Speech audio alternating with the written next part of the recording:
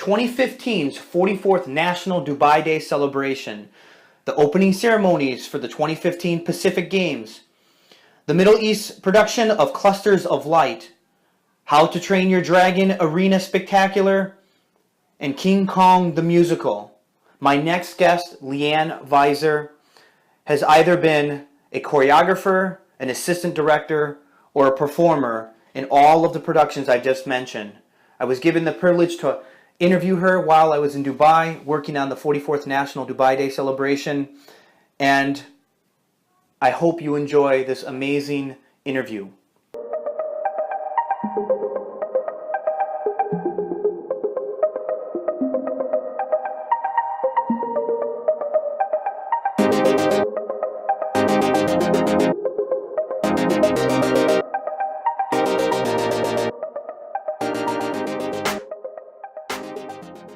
This next interview is being sponsored by the following: the BOF Movement, which is a non-profit organization based in Green Bay, Wisconsin and Chicago, founded by my brother Frankie Olvera, who had passed away from a very rare and aggressive form of cancer back in 2010. His mission for the BOF is to help families and kids who are dealing with cancer by giving them a chance to either express themselves creatively by supplying them art supplies, or to be able to take them out to go on their last vacation and spend time with their family. Now, to find out more about the BOF movement and what they've been doing over these last couple years, you can check out their website, which is www.bofmovement.com. You can also follow them on Facebook and like what's going on there. Simply Spoken is created by Anthony Oliva, who's a circus artist and jeweler. I've known Anthony now for the past 5 years, but had no idea of his amazing abilities with metal.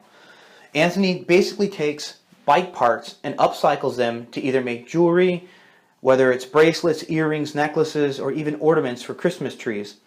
Currently, I'm wearing one of Anthony's bracelets, which is called the Standard. Guys, I would highly recommend this. It's very sleek and stylish, and it looks great on the wrist. Ladies, you can check out some of his jewelry and necklaces at his Etsy account, which is etsy.com/shop/simplyspokenak. And for those of you who are interested in finding more information about Anthony, you can check out his stuff on Facebook. My next sponsor is Symmetry, aka Christian Stevenson, who's a Midwest electronical dance music artist. I met Christian in 2014 during a production of a musical, and since then we've been able to create a music video for his album called Glass, which was a big hit. And what I love so much about Christian's work is his ability to fuse his training, his formal training as a classical musician, as well as electronical dance instruments, and blending these really, really nice mixes, whether they're from chilled out music to atmosphere to dubstep to house to just, everything and anything. This guy's pretty amazing. I use his music for my intros and extras of my videos, as well as this particular interview. I highly recommend him as an up-and-coming artist. Best way to find out more what Christian's doing with his music is you can find him on Facebook at Christian F. Stevenson, or you can check out his SoundCloud account at SoundCloud/Symmetry. It's spelled SYMMTRY. Again, I would highly recommend Christian for his work, his talent, and this kid is amazing. So check out his music and spread it on to others. Don't forget to sign up for my monthly newsletter by going to my website, www.edwinovera.com. As a bonus, you're going to receive the first chapter of my ebook, which is entitled 5 Easy Steps to Becoming a Successful Freelance Dancer.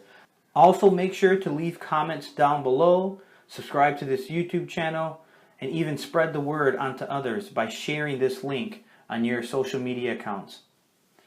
Last thing I'll say is if you have any questions about, this interview or anything else that pertains to being a freelance artist, let me know, and I'd love to respond back to you with my answers. Hello everyone, this is Edwin Olvera from Edwin Olvera Dance and Creative Services, and I'm here right now with a good friend of mine. We just met on this project in Dubai, and her name is Leigh-Anne Vizer.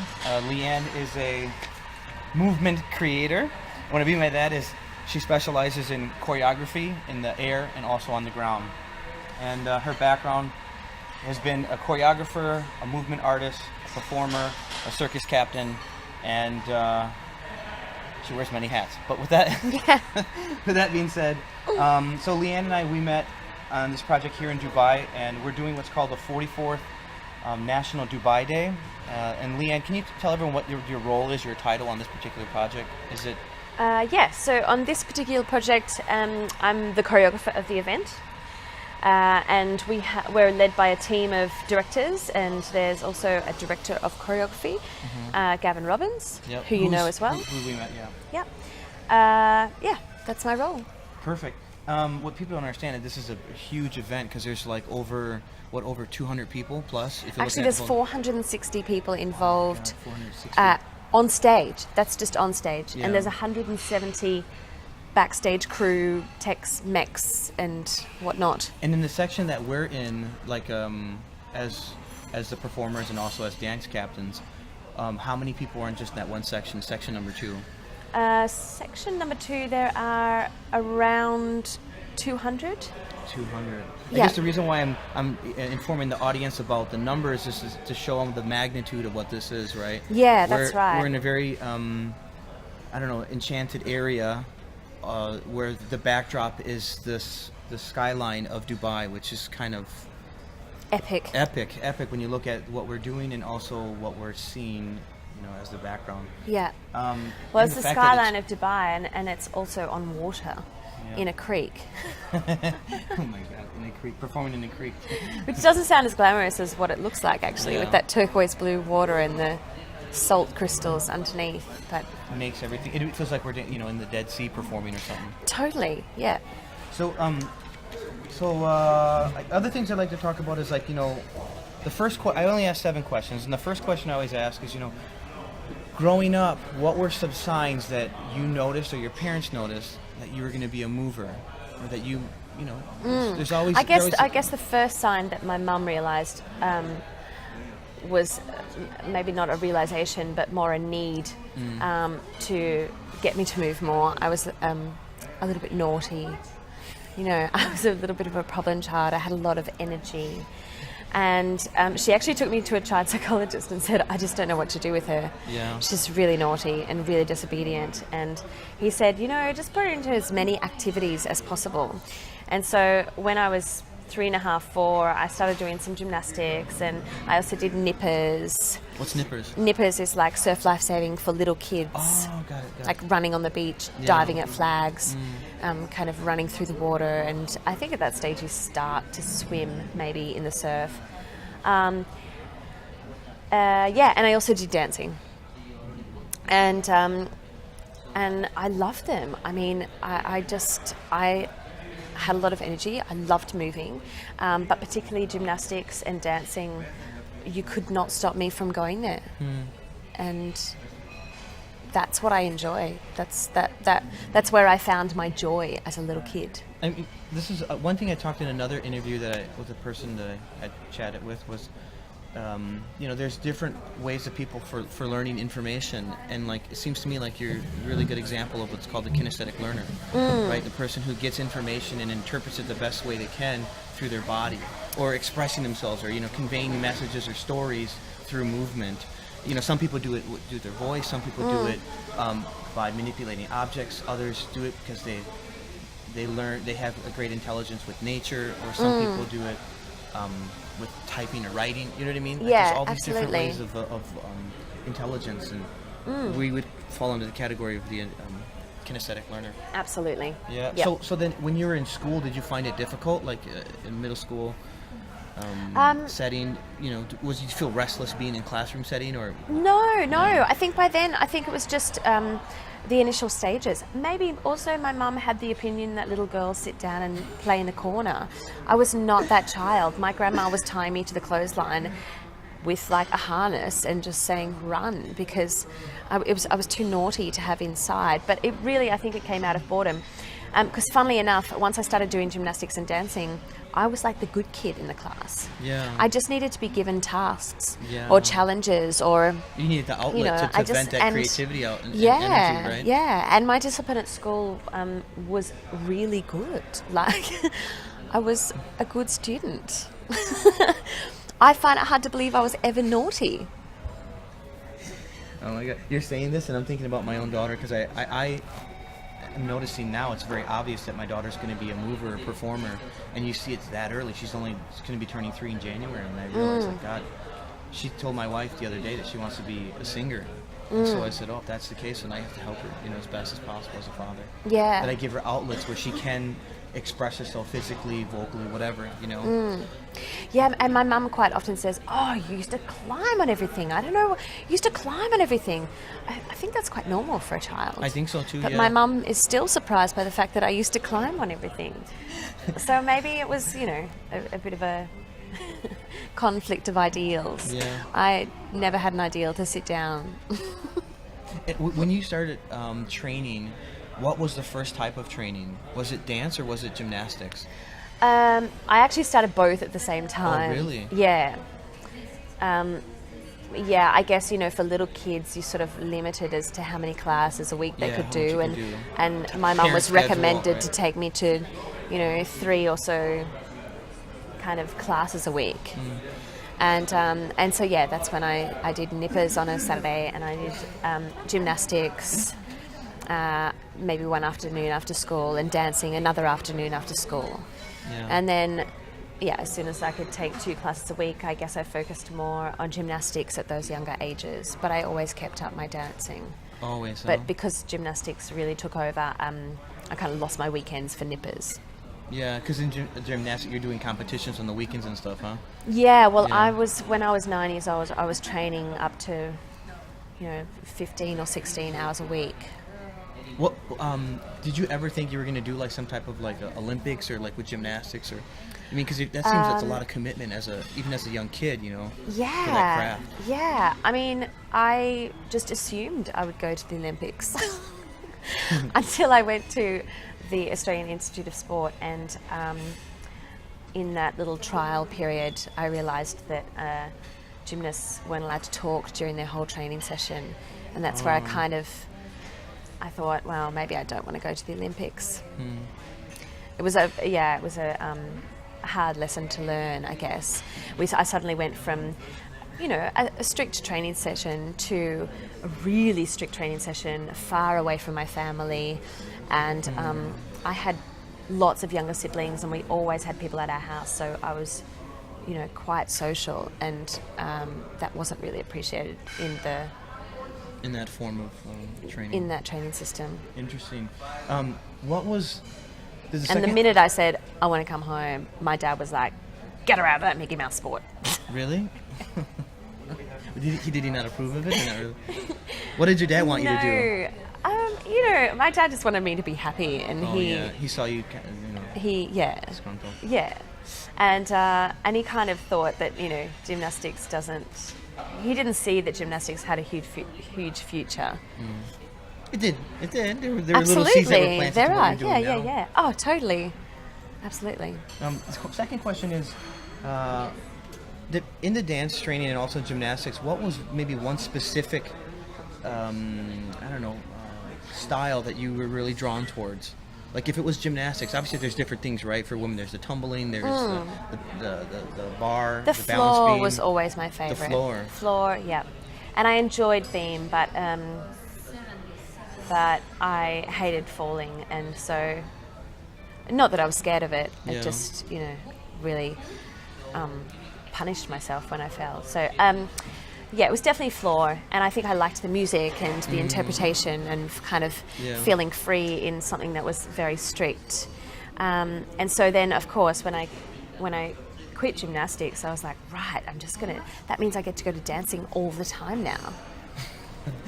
So then when you got into dance, because you're doing floor work and there is a lot of tumbling, was there a style of dance that you really found yourself, like it was a certain type of modern technique or contemporary? My ballet teacher was very concentrated on ballet being the basic to all technique. So I did a lot of ballet. I did all of my ballet exams. And yeah, and I kind of came out of that like gymnastics competition and decided to start dancing. And I remember at a young age she said to me, well, you know, she said, you better get some talent because you're not going to be cute forever. Wow, that's interesting. I think that's a harsh thing to say to people. So I tried.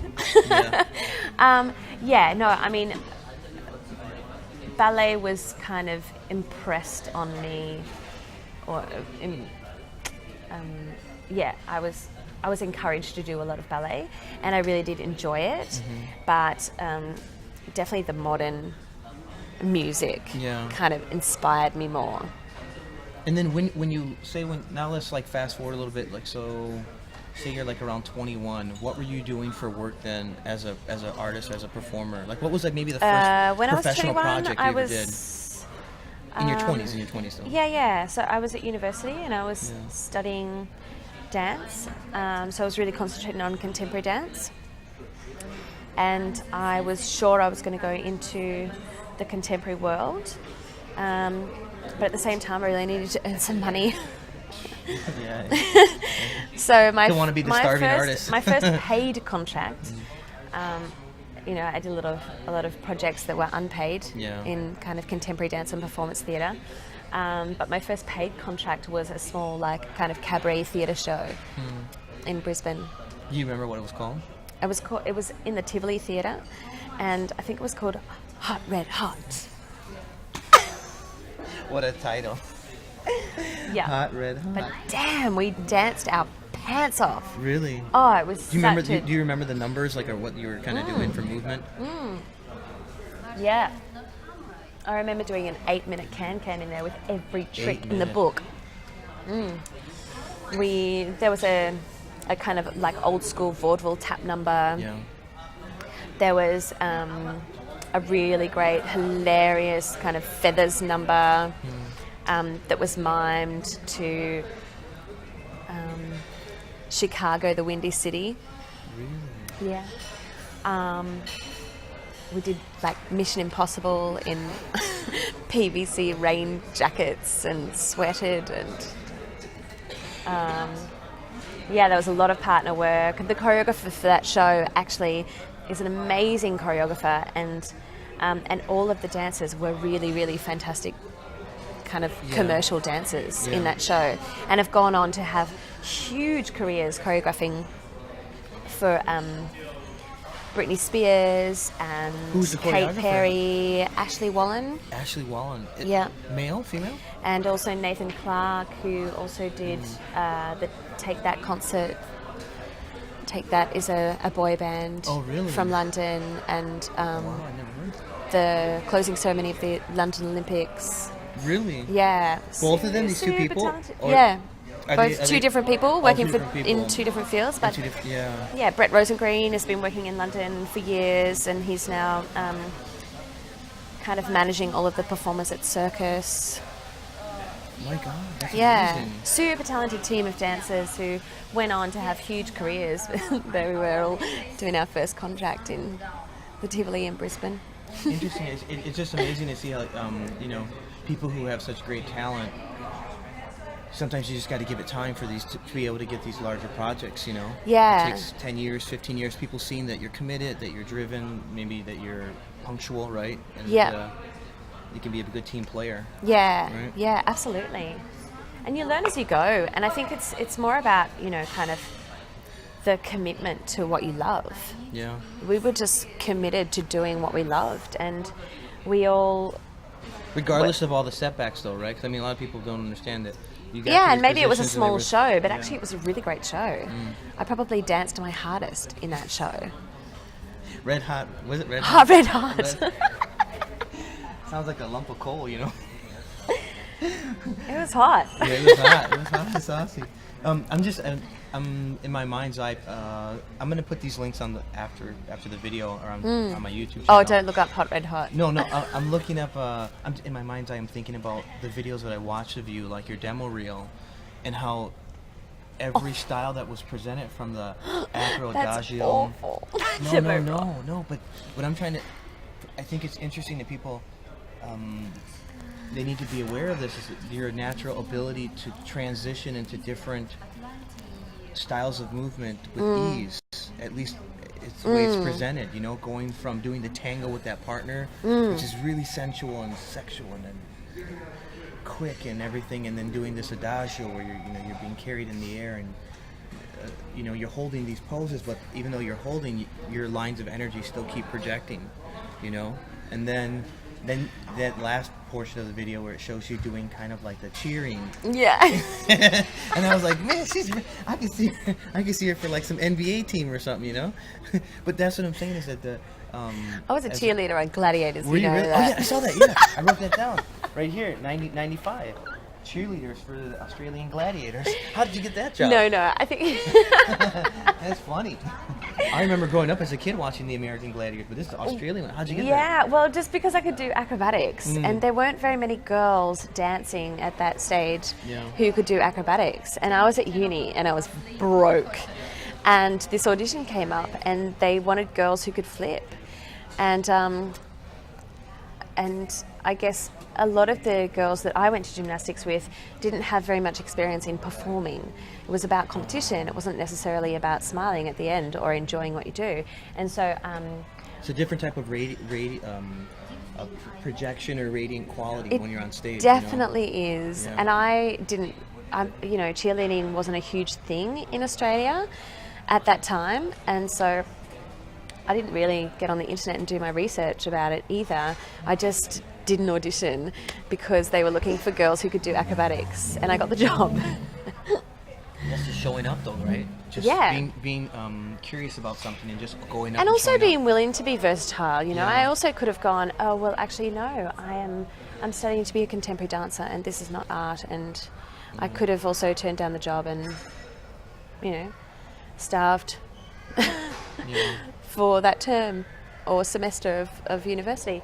And I think that's very much how I've survived, I guess, as an artist. Being versatile. Is just being able to be versatile. Yeah. Look, this is a great moment to talk about some of the projects you've done over, say, like the last 5 years. So, like, currently we're doing this 44th National Dubai Day. Right before this, you were in Cairo, right, remounting. Yeah. What was your position there for that one? So I was associate director and choreographer on that job. And this was in Cairo, Egypt, and it's called Clusters of Light. And I'll put that video on there because it's out there on YouTube. But tell us more about what that project is. So it's about the story of Islam. Yeah. So it's a very beautiful story, of course, spiritual, and. We have many challenges in creating a show about the story of Islam, because you can't depict who would be the lead character of the show, Muhammad, as a physical entity. So I think, culturally it's a difficult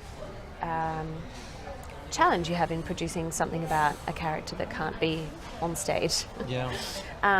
But it sets a beautiful challenge, and we had some incredible imagery. Yeah, visual, like large screen projections, right? Huge screen projections. The stage is huge. We had a cast of 100, and I should know the exact numbers, but around 180. 4 very large opera singers, beautiful music, beautiful music that I still play in my house, occasionally when I'm at home relaxing. But there was quite a big cast, same thing. Yeah. And we were telling a story. How long was that production? Just as in the performance of it, not the creation process, but just it was like a 2-hour production. Hour 45, something like that. That's pretty big. Again, you seems to me like you have a natural ability of working with large numbers of people. Yeah. When did you notice that for yourself? It seems that way. I've always taught. From when I quit gymnastics, I coached gymnastics. So, and I've always taught classes and workshops, and I've loved being able to kind of communicate my studies and what I know with people. I think, why keep it to myself? Why not share it and learn from people who are interested in sharing it as well? And then it teaches you something. It's like there's the element of like being the teacher and the student at the same time. You're teaching them what you know as the lead person, but then also you're being educated on how to retrain, right? How to convey your messages onto others. It was a little bit more daunting when I came in. We first mounted the project in Sharjah, and the whole project had been delayed. So the director and the choreographers, that team had to leave to go on to other projects, and so I was asked to come in on the project as they were leaving to kind of keep it going, and then they came back for tech. Yeah. But they were all, quite astute choreographers and directors, and they were men, and all quite big men. Yeah. And they were leading a cast of mostly like 80 conservative Muslim men. And then I walked in there, short, blonde chick from the Gold Coast, to take over that process for 2 weeks before any of them returned. Yeah. what it's sink or swim.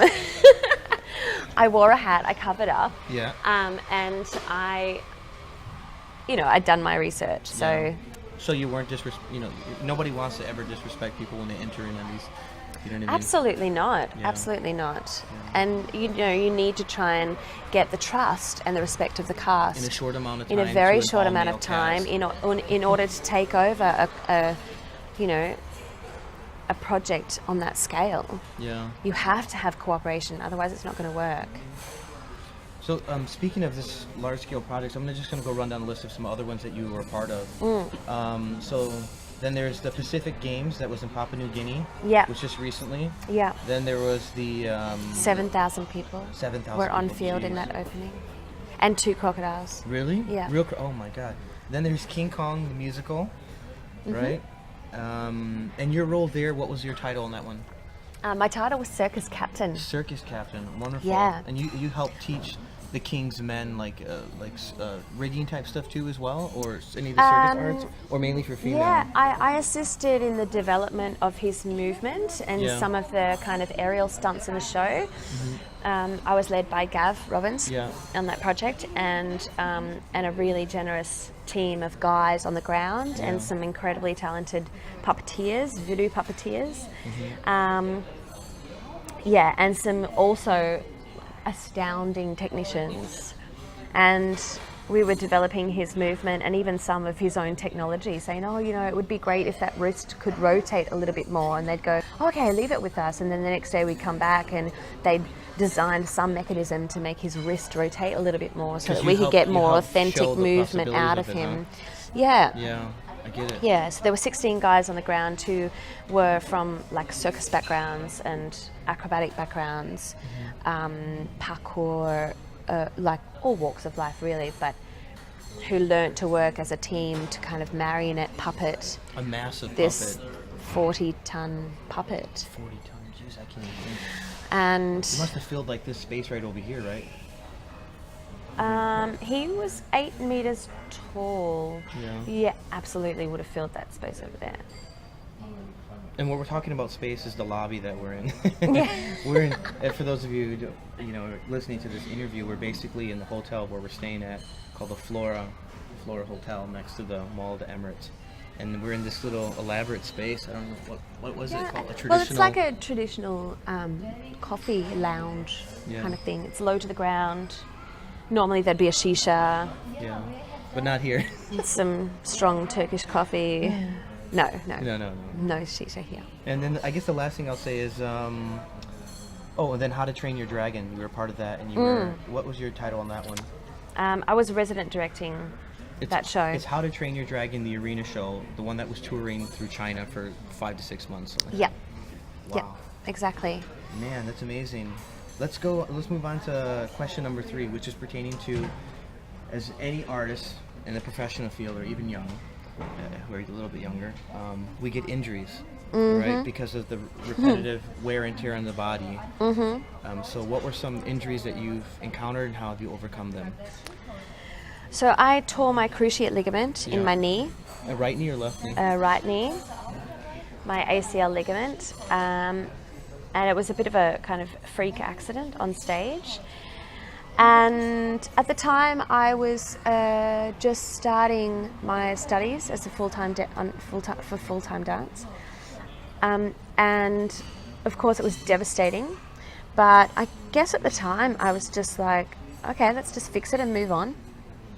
You know, surgery. I trust that in my body that I can do the rehab and move on. And 6 months later, when I was able to go back and start dancing, I'd done a little bit of rehab, but I couldn't straighten my knee to full extension. So it meant that one leg was slightly bent and the other one was hyperextended, which was really putting my center off and my hips out. And so I had another little surgery to correct that, and it was great. And then 4 years later, I had a 90-kilo guy fall on my leg, or dive at my leg, and turned it inside out while I was in a chicken suit. And I got carried off the field in my chicken suit. Chicken with a broken leg. And I was laying there for a moment because I was like, oh my God, it's so unprofessional to talk in a suit. Yeah. I'm laying there and I'm thinking, but my leg is back to front. Like, I knew it was not good. And thank goodness I couldn't see it. And I just opened up the beak of my costume and was like, help me! And then passed out. It was the easiest way I could deal with it. Oh my God.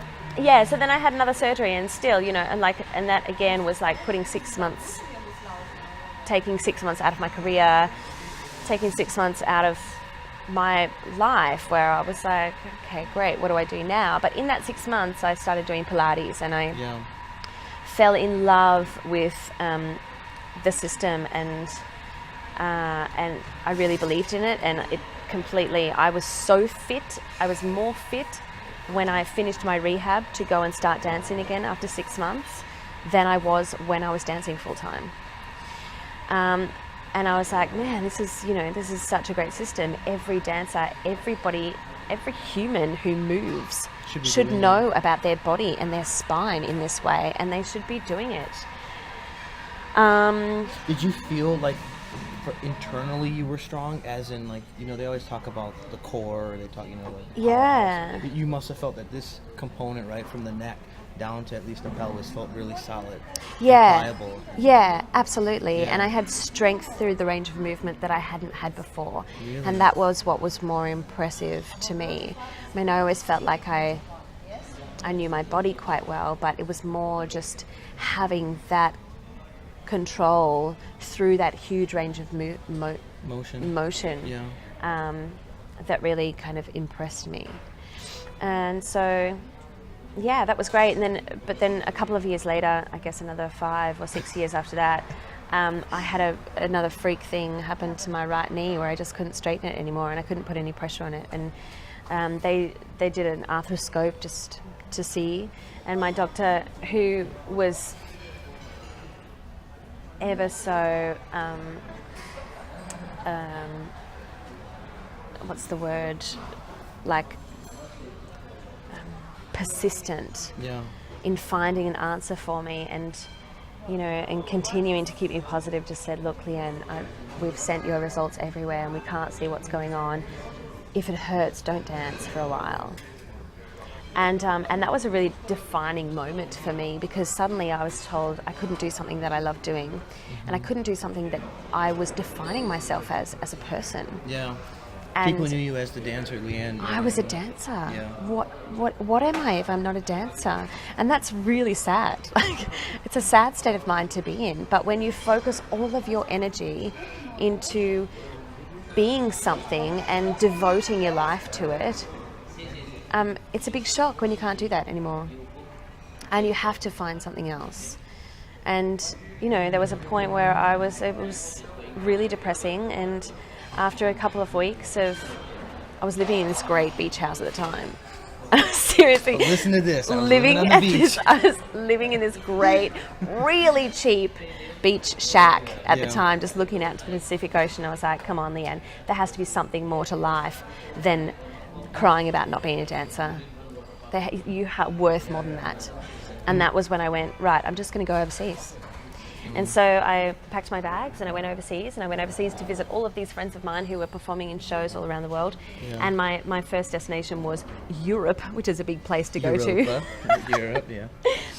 And when I got there, I met a really, really close friend of mine. And she was living down the road from a circus, like a trad style circus that was playing there at the time, Roncalli Circus. And people who I knew, who I'd performed with 2 years previous to that, were performing in that circus, and they were Russian, and they said, my Russian accent's really bad, by the way. They said, you dance in the air. You dance in the air. Like, it's okay, you dance in the air. And I realized, I was like, actually, I probably could, because that's non-impact. Yeah. It won't hurt my knee. Less stress on the knees. I should be able to do chin-ups like I used to when I was 9 years old, and I tried to do a chin-up, and I was like, oh my God, I can't do this anymore. I'll do the negative. But that's when I really, I trained really hard with this beautiful, generous Russian coach for 3 months and developed an act that I developed around my right knee. And that's pretty much how my career has taken me. You know, somebody said, oh, you can't do that anymore, and I've gone, okay, fine, then I'll do this.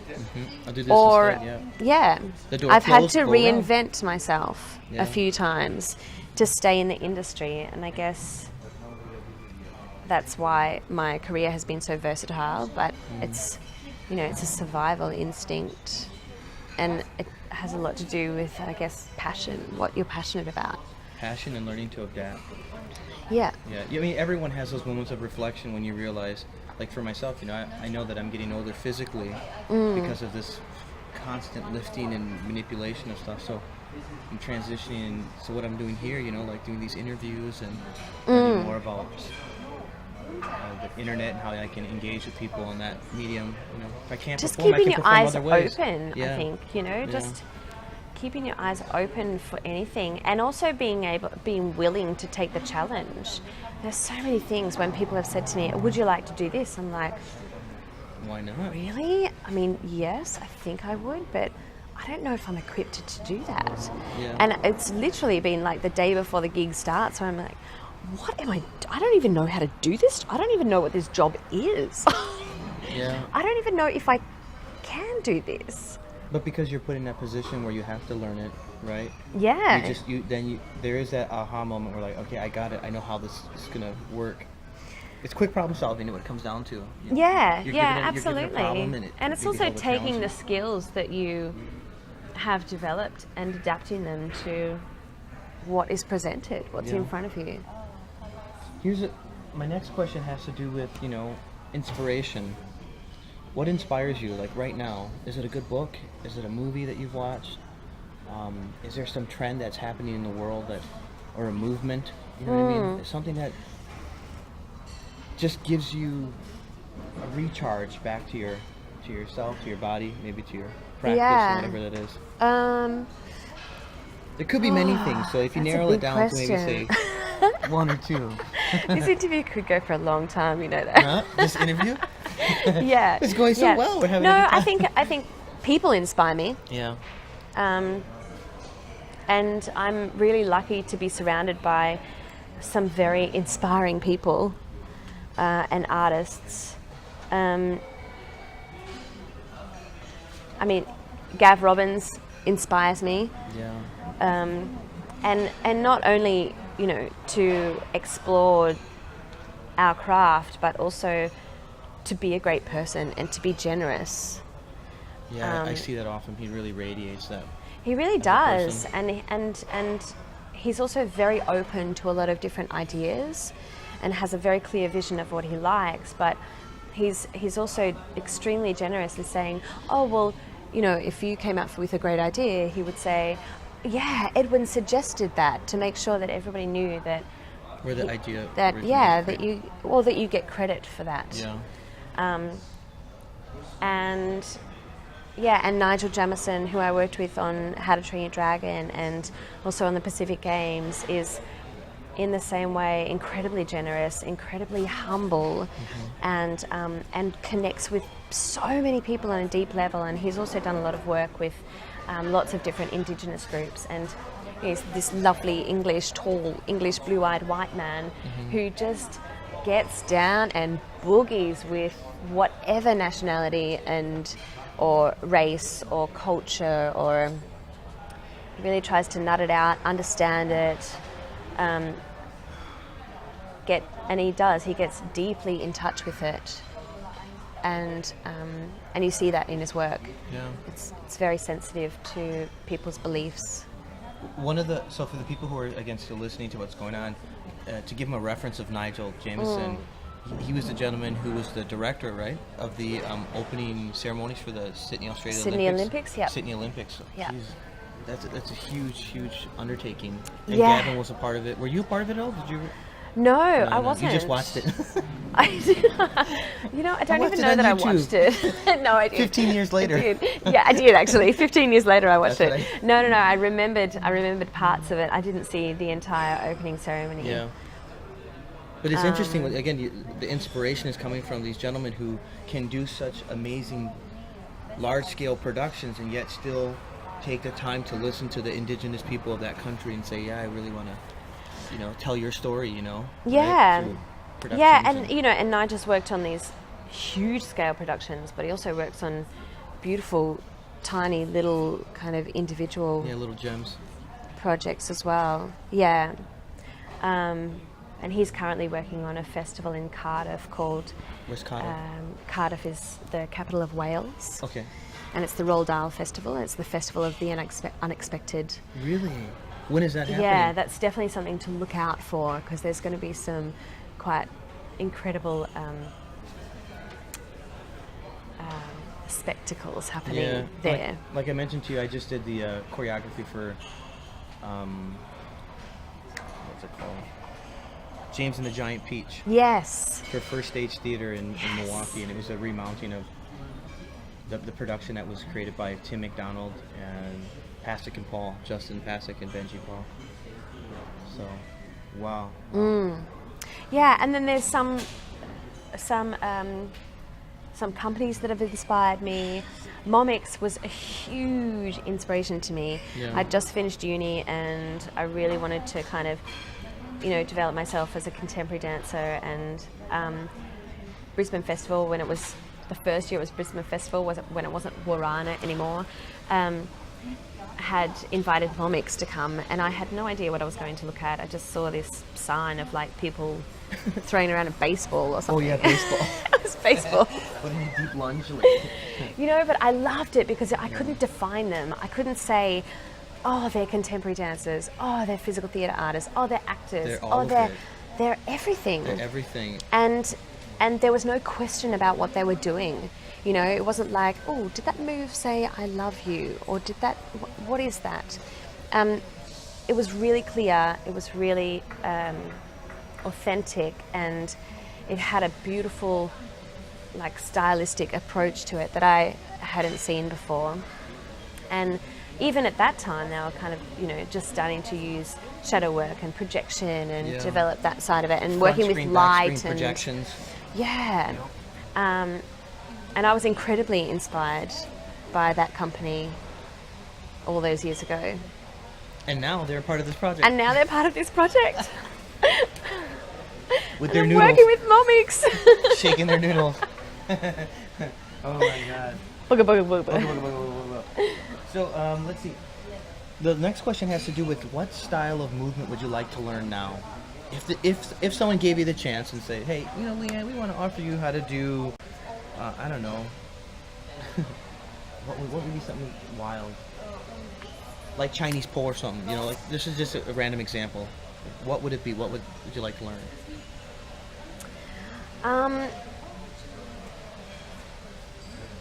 I have a little bit of a fascination with flying.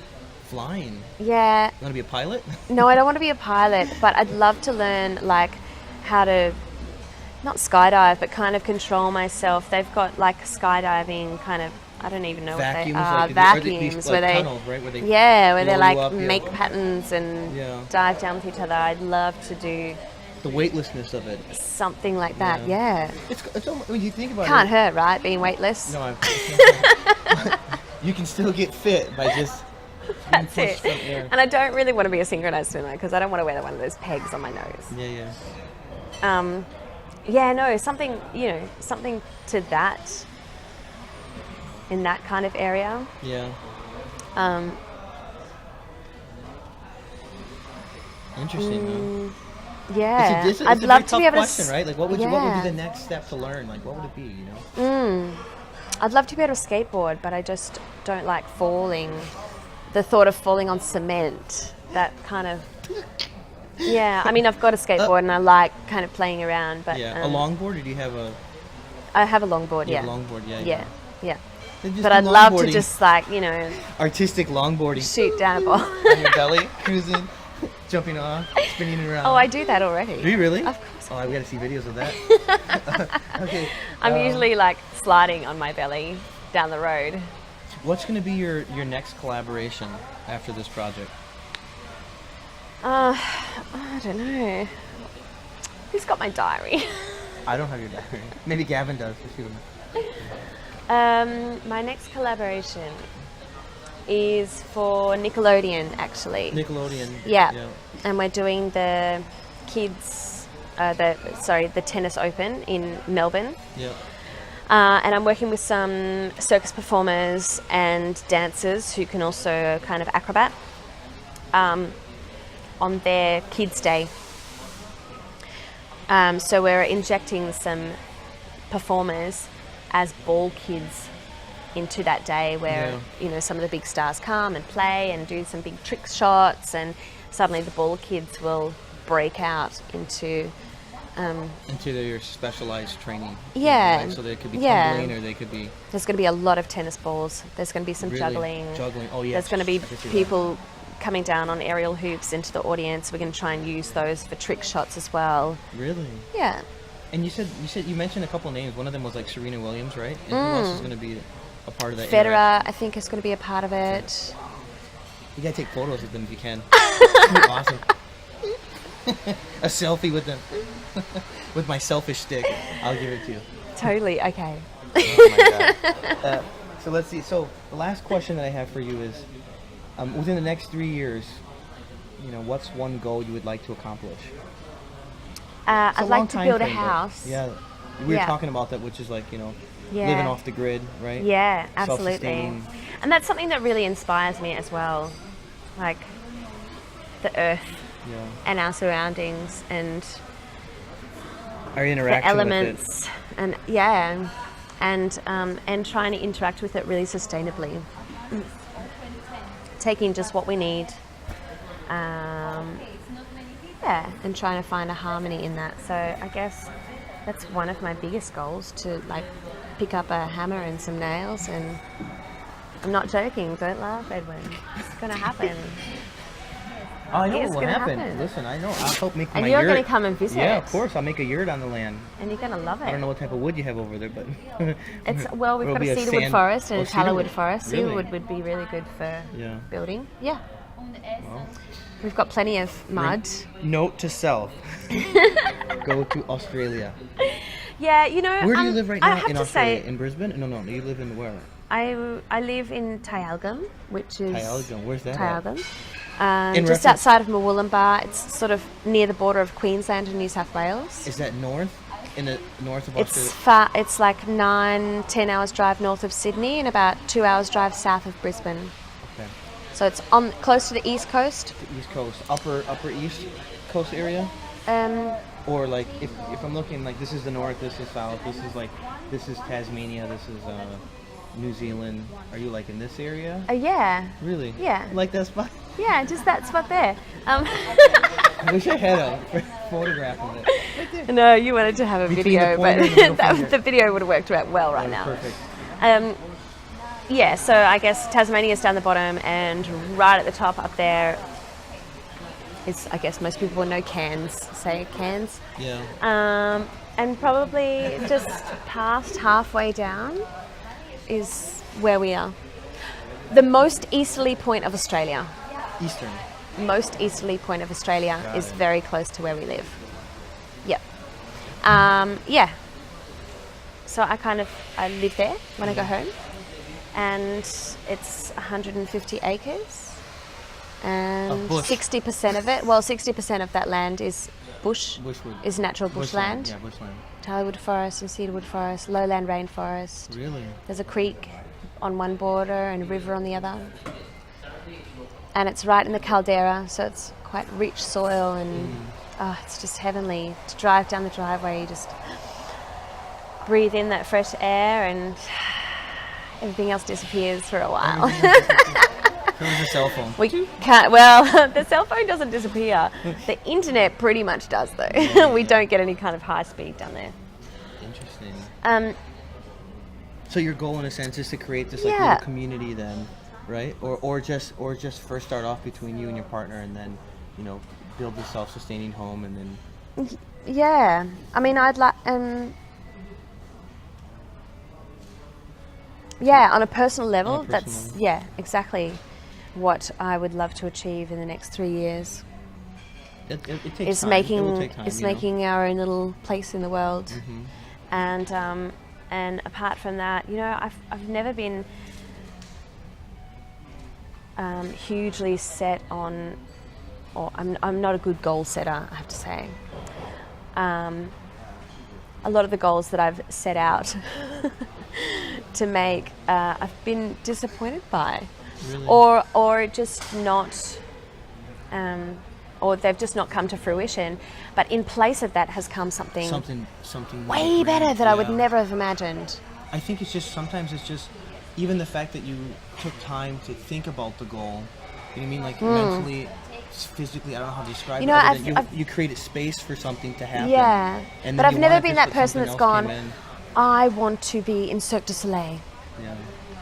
That's my biggest goal. I'm not that kind of person, and I think in some ways that almost limits you because you become so focused on one thing. I know. And that's, it's like, I want to be a dancer. I am a dancer. And then when you're not a dancer anymore, who are you? So I think I just want to be a better person, and and create a better life for a whole bunch of people who surround me, and also for the earth. And then you try and make it a better space. You can have your a huge, eco party. Yeah. Production, and then invite. Yeah, I think people need to be reminded of how important it is. I mean, of course. We wouldn't be here if there was no oxygen, there was no water, but we still have no problems in trying to destroy it every day. That's for sure. The last thing I would like for you to leave this audience with is one word of advice. If there was one thing you could tell people who are young performers, or people who are maybe in their 30s and are looking at a transition in their career, what would it be? To be honest and stay open. To be really honest with yourself and your happiness, and to be open to doing whatever is honestly going to make you happy.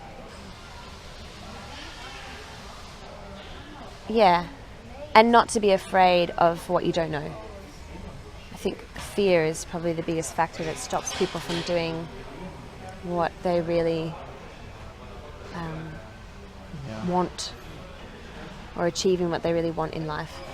I had fear take over part of my life from 2008 to 2009 time frame. I was so deathly afraid of the world crashing and crumbling down after traveling the world and seeing the economy tanking everywhere, and I was like, I don't want to be stuck in some foreign country like the Middle East, which I'm in now. Oh my God, isn't it terrible? Yeah, it's terrible.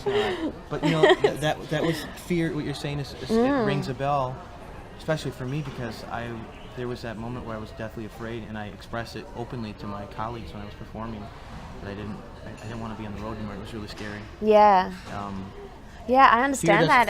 Fear can do so many things to you mentally. It can crush your spirits. It could close doors because it's self-inflicted, Yeah.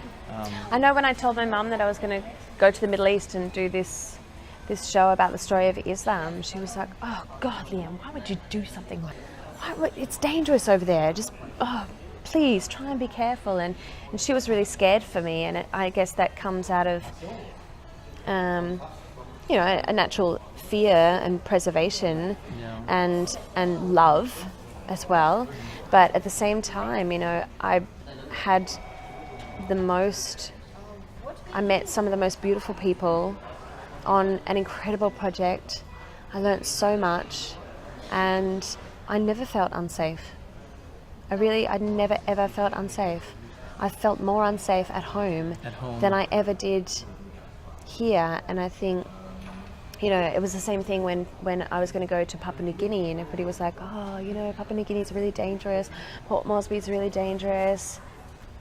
I think they say that stuff because they don't have the option of coming. So you know what I mean? Like when you are en route, or when you have a sealed contract that you're going to be doing these things, you start opening yourself up, you know, mentally. You start doing research. But when people don't have those options, it's like it's so foreign to them that they don't even want to think about it. So the first thing they do is, you know, they label it, you know, dangerous, fearful, can't do this, can't do that. I'm like, it's not. You never even went there. Like, what are you talking about? Don't talk so, you know, badly about it. Yeah, and my dad once said to me, and my dad's a beautiful, beautiful man, but he said to me, you know, if you want to do this dancing business, don't come running to me for money, because, you know, that's what it'll be like. You'll never have anything. You'll never be able to be financially stable or live. You know what, Dad? I won't. Yeah. It's okay. I won't. I'll send you gold from the souk here. I'll send you saffron by the kilos, which is incredibly expensive. Yeah. It's, I think, more than gold, actually, right? I think so. Yeah. Yeah. But they're both immensely proud, you know. But at the time, I think he was really trying to encourage me to finish my university degree in education. And which you did, though. You finished your degree, didn't you? I didn't do education. No, but you still got your degree, though. Yeah. I got you. Yeah. Yeah. But I won't. I probably won't work in a high school. That's okay. Without an education degree. I won't ever work in a studio again, a dance studio. I'll just keep doing what I'm doing. I learned my lesson once. I'll just work with 7,000 people instead. Yeah, 7,000. I'll touch more lives on that. And then it'll be broadcast all over the world, so we'll be fine. I guess with that, can you share with people some of your social media accounts so they know where to find you? Do you have a website at all? No. No worries. Edwin, you'll have to help me out with that. Yeah, sure, no worries. So I'll make sure that at the end of I just have Facebook. Facebook, yeah. So, but you can find you on Facebook. I know you're on LinkedIn. So there's Facebook. I am LinkedIn. on LinkedIn. Yeah, you do have a YouTube channel. I might need to do one of your LinkedIn seminars, because I usually.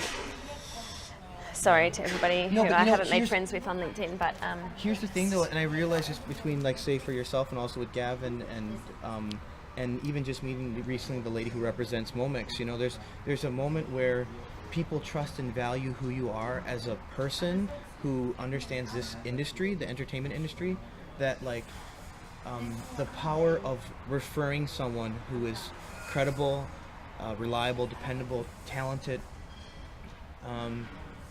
it's the best form of marketing. You know what I mean? Yeah. You can have all these different accounts and all this stuff, but at the end of the day, if it doesn't really match up to who you are, it doesn't matter how elaborate your website is, your social media account. It comes down to, there's this personal element, right? Yeah. People literally talk about you and say, as a testimony, I worked with Leigh-Anne. She understands how to do this. She was very comfortable being in front of thousands of people, not just 50, right? And that also leads you to more work, because people know that you can do the job, versus people faking it on their social media accounts. You know, that's one thing. Yeah, that's it. And, you know, and not being so involved in the social media side of things as well. Maybe I'm not the best filter at that, but I find I still don't trust who people are until I've met them face to face. All credit to those people who can internet date, like find partners on the internet. Tinderize. Yeah. Oh, kudos to them, because I could never do it. Yeah. I just couldn't look at somebody's I have to meet people. I have to talk to them. There's the human element that still can never be replaced. Yeah, and maybe that just comes from us being kinesthetic learners, is that we actually have to look at somebody and, like, be able to touch them and say hi, have a conversation with them. But yeah, I'm on Facebook. Yeah, just go to her Ashamedly so, Facebook account. I'm on Facebook sometimes.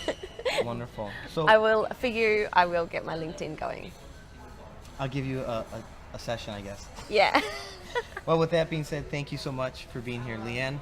Thanks. Leigh-Anne Vizer. It was a pleasure and honor. And the last thing I'll leave people with It's is... been an absolute pleasure to meet you.